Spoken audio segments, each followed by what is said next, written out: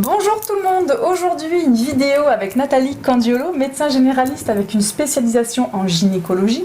Aujourd'hui Nathalie, je vais te poser une question. Qu'est-ce que c'est la cystite? Parce qu'on entend beaucoup parler, mais je crois que c'est un peu flou pour beaucoup d'entre nous. Alors la cystite, c'est une infection urinaire. D'accord. Ça commence par des signes, on a des brûlures quand on va faire pipi, à la fin de la miction, on peut uriner du sang. Ah oui. Donc, parce que le microbe a beaucoup attaqué la vessie.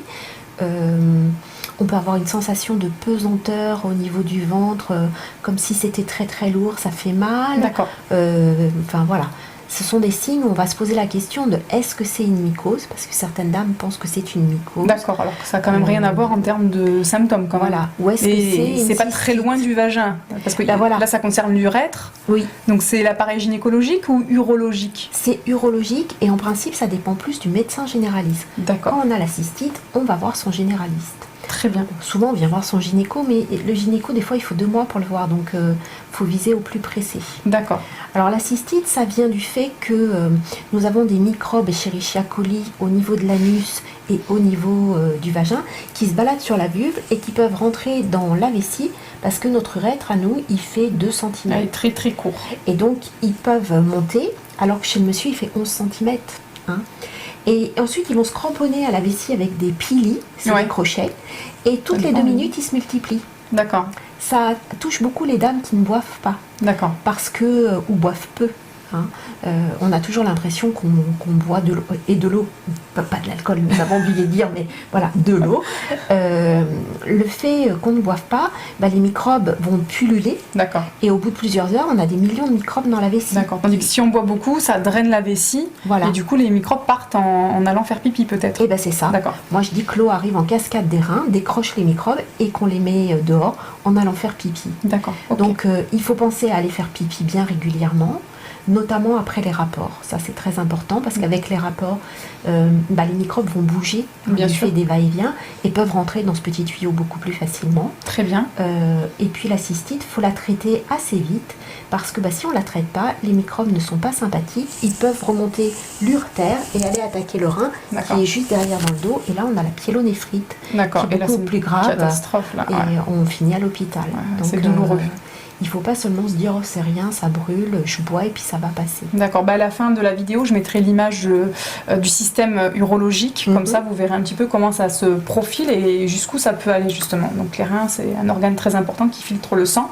Donc, on fait les préconisations que Nathalie vous donne aujourd'hui. Est-ce qu'on peut prendre un bain quand on a une cystite? C'est pas un problème? Non, c'est pas un problème parce que l'eau ne remontera pas dans la vessie. Elle est fermée par le sphincter. Okay. On peut même avoir des incontinences. Ah bon? Oui, parce qu'en fait, le microbe titille tellement le sphincter qu'on se retrouve avec des incontinences. C'est un signe d'infection urinaire. D'accord. Donc il ne faut pas se dire, oh là là, je mets des couches et il faut aller consulter. Très bien. Pour voir ce qui se passe. Donc si on a des cystites à répétition, il faut prendre l'habitude de beaucoup boire de l'eau. Oui, et puis on peut aussi boire des comprimés à base de cranberry. Oui. Alors, si on voulait boire de la cranberry, il faudrait boire 1,5 litre par jour.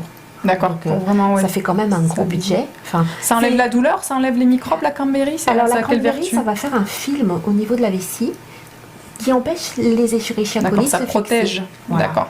Et en principe, quand on a des cystites à répétition, on fait 3 mois de cranberry. D'accord. Oui, il faut faire un traitement long pour pouvoir bien protéger la vessie. Et si on a des cystites post-rapport, on prend un petit comprimé de cranberry au moment du rapport pour essayer de protéger. Et on fait quand même pipi après le rapport. Très bien. D'accord. Et comment on soigne une cystite? Qu'est-ce que nous donne le médecin généraliste du coup? Alors le généraliste, en principe, s'il peut, il va nous faire une bandelette urinaire. On fait pipi sur la bandelette.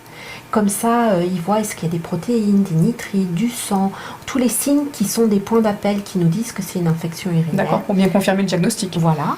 Ensuite, on donne un antibiotique. Si c'est une personne où ça pourrait être compliqué de traiter, on ne choisisse pas le bon antibiotique d'un coup, la dame enceinte, une personne âgée, une personne qui a du diabète, les infections récidivantes, là on préconisera plutôt ce qu'on appelle un ECBU, c'est l'examen cytobactériologique des urines, et on donne un antibiotique, puis on revérifiera d'abord que tout est parti, qu'il n'y a plus de signes. Dans les 2 jours, s'il n'y a plus de signes, on a bien choisi. D'accord, c'est chouette. C'est le bon traitement. Et sinon, on peut demander à revoir le CBU, les résultats, pour voir si on a bien choisi l'antibiotique D'accord.